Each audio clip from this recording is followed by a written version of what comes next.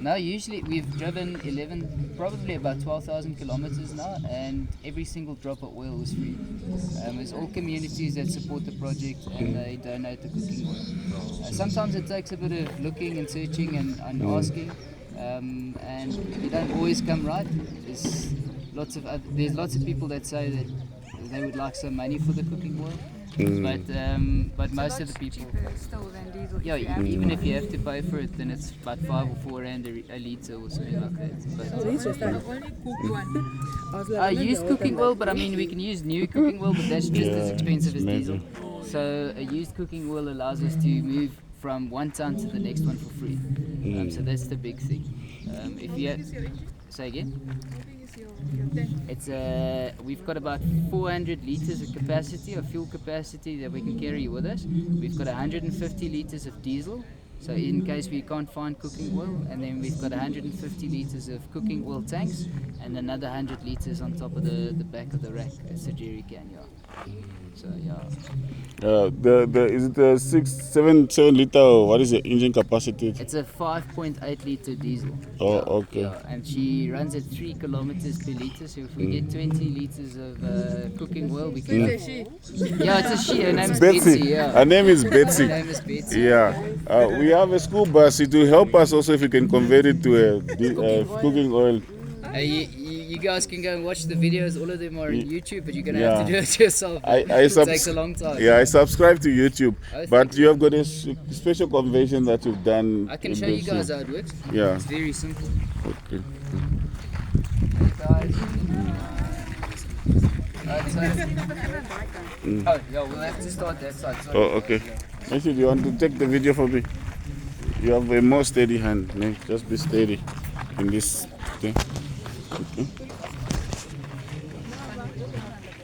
Oh, pressure tank. Alright, so here's how it starts, right? So there's a pump that's mounted on the chassis. Okay? Yes. And what we do is we get a bucket of cooking oil used dirty. It's got fish and chips in it, all of that. We put it here. We put a pipe in from the pump into the bucket. Yes. At the front of the bucket there's a strainer, right? Just hold on to this thing. There's a strainer, so that's the first step of getting the biggest chunks out, right? So it pumps it into the tank. Then we close up the tank, so then it's sealed, right? It's connected to the air tanks. Okay. So then I open the air tanks like that, and I pressurize this tank, right? It forces this oil to go through a filter on the other side. Then you'll have to follow me to the other side now, yeah.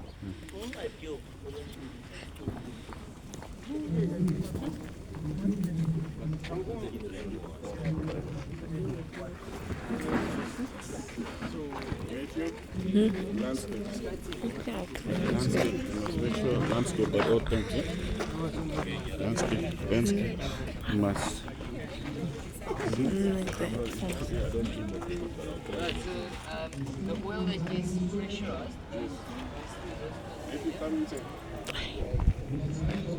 oil that gets pressurized from that tank goes through this filter. It's just a normal water filter, it's a rope filter, so it's very cheap and easy to get it.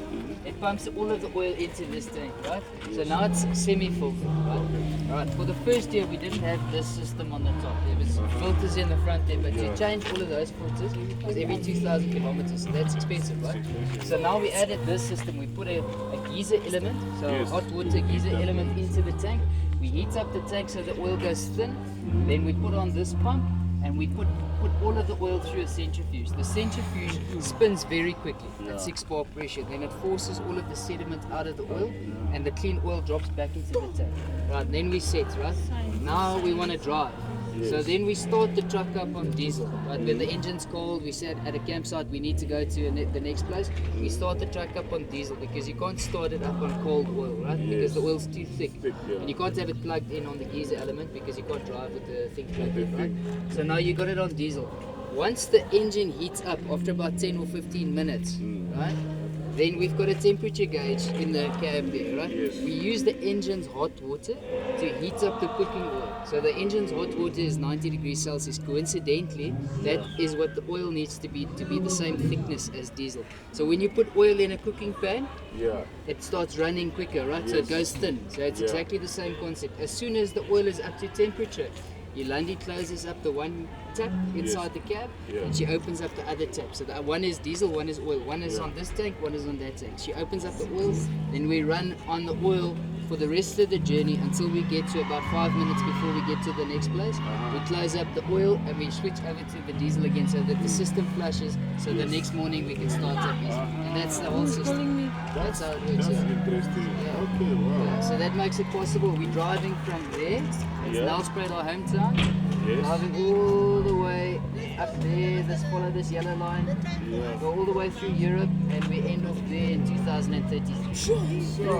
Very, very long time.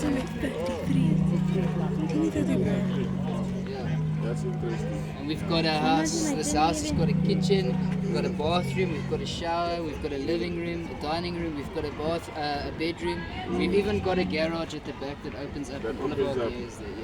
Nice, beautiful. And on the back there we carry extra fuel, we carry a spare wheel or two, some extra tubes, some parts, and we need to be able to fix the truck ourselves. So there's no mechanic that drives with us or whatever. We need to be able to do it ourselves. That's why we built the truck ourselves. And this truck, the truck including the whole house and all of the electrical components and everything in it, it cost us less than a new bucket. Yes, just because we did it ourselves. And we were If you have to get the fruit to convert, it would have been more. would have been millions. 800,000 rands. If you do something yourself, you can do it for a lot cheaper and you know a lot more about it. Ma'am, I'm also interested. I was saving a lot of money on food. So she's just explaining, this is all cooking oil. She's got a bit of a leak at the moment. There's two tanks. There's one at the other side, one this side. Yeah, this is cooking oil. We run the truck on diesel for the first 10 minutes until the engine heats up. Then we use the engine heat to heat up the cooking oil. As soon as the cooking oil is heated up, it's thin. It's the same thickness as diesel.